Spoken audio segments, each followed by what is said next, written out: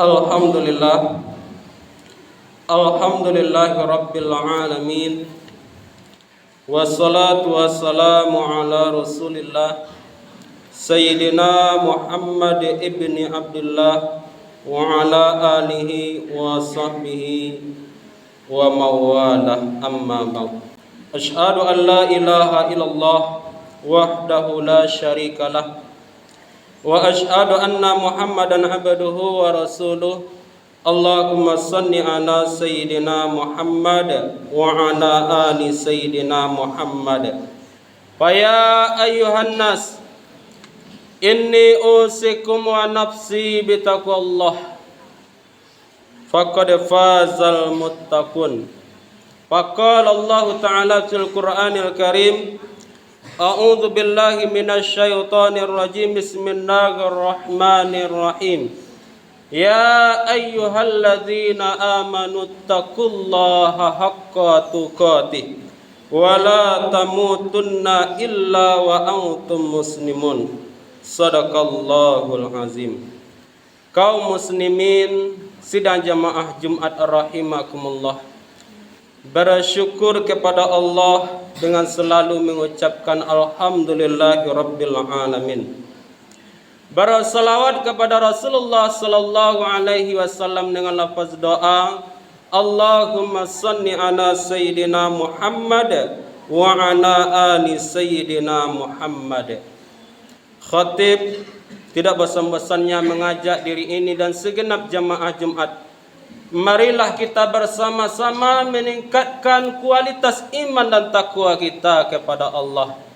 Takwa dalam artian al-imtithalu awamirillah wa jitinabun nawahi, menjunjung tinggi perintah-perintah Allah dan menjauhi apa yang dilarang oleh Allah Subhanahu wa taala. Kaum muslimin sidang jamaah Jumat rahimakumullah. Adapun tema khutbah pada kesempatan yang berbahagia ini, 3 azab di dalam kubur bagi orang yang senantiasa meninggalkan salat. Kaum muslimin yang berbahagia, salat 5 waktu yang kita kerjakan sehari semalam itu adalah perintah Allah yang wajib kita laksanakan selaku umat Islam.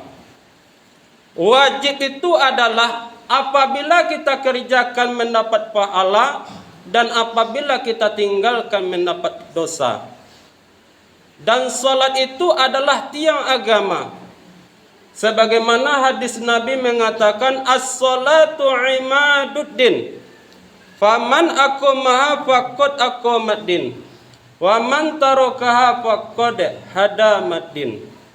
Salat adalah tiangnya agama.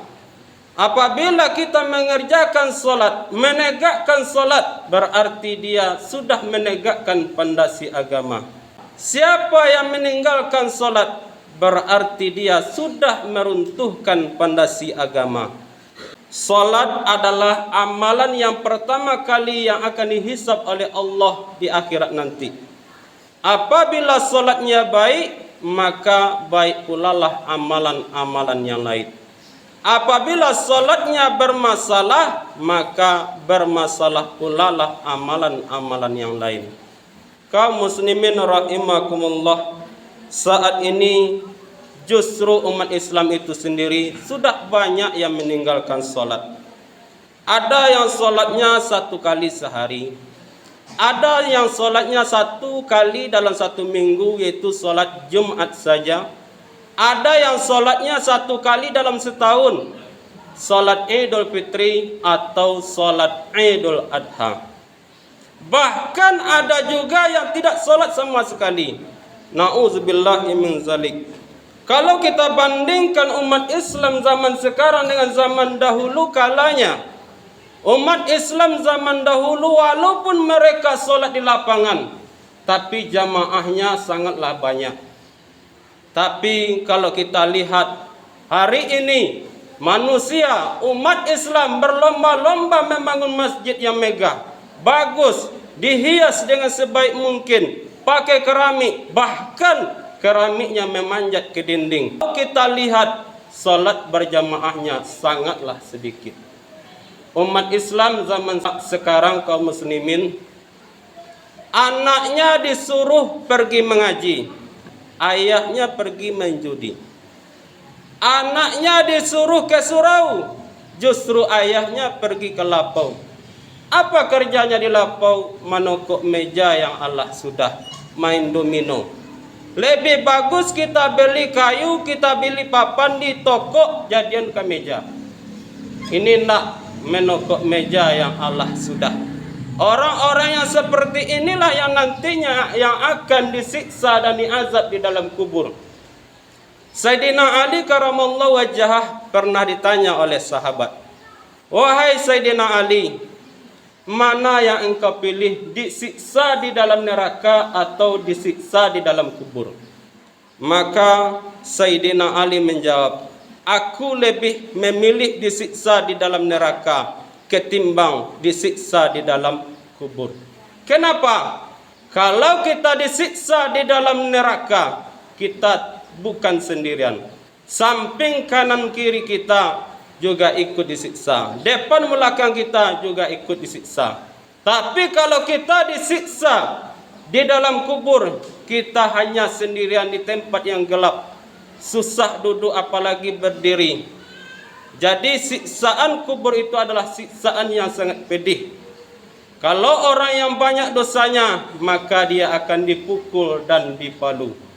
Kaum muslimin rahimakumullah, ada 3 azab bagi orang yang meninggalkan solat di dalam kubur.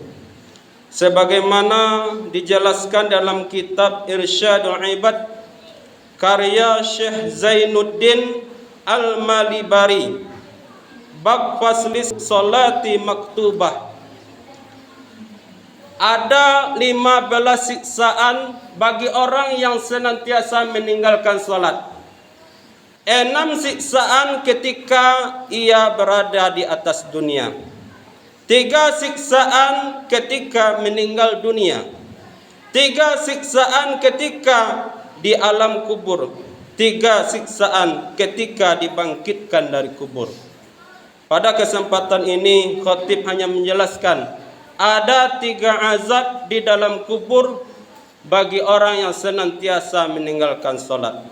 Yang pertama, Allah akan sempitkan kuburnya sehingga tanah yang di atas dan tanah yang di bawah, samping kiri dan samping kanan, Allah satukan. Maka remuklah kita, tak obahnya seperti kertas yang diremas-remas. Yang kedua, Allah akan nyalakan api di dalam kuburnya sampai hari kiamat. Yang ketiga, Allah akan hadirkan ular yang sangat besar di dalam kuburnya. Ular tersebut bernama Sajaul Aqra. Ular ini bertugas memukul orang-orang yang senantiasa menganggap enteng solat, meninggalkan solat, bahkan tidak solat sama sekali.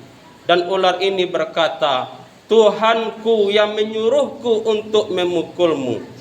Kalaulah sempat ular ini memukul kita kaum muslimin, maka terbenamlah kita 17 hektar ke dalam tanah.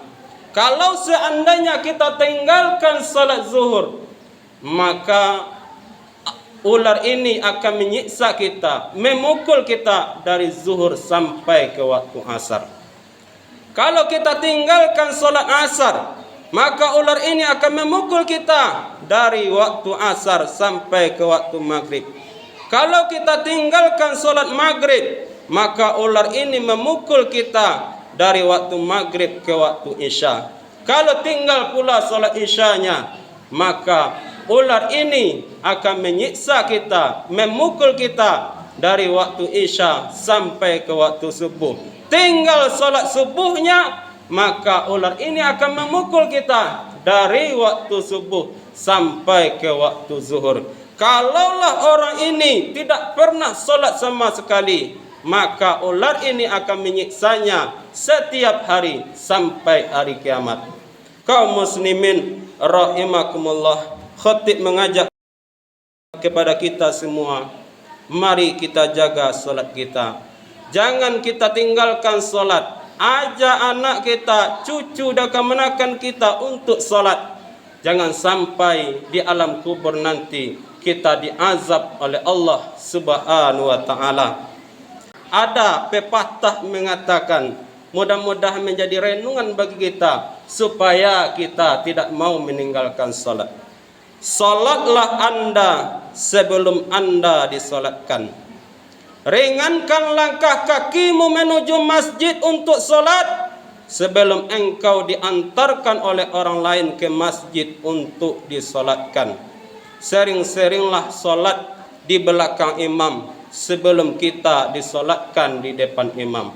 Sering-seringlah baca Al-Quran sebelum orang lain membaca Al-Quran untuk kita. Inna lillahi wa inna ilaihi raji'un. Mudah-mudahan khutbah yang singkat ini bermanfaat bagi kita semua. Fa'tabiru ya ulil absar la'allakum turhamun.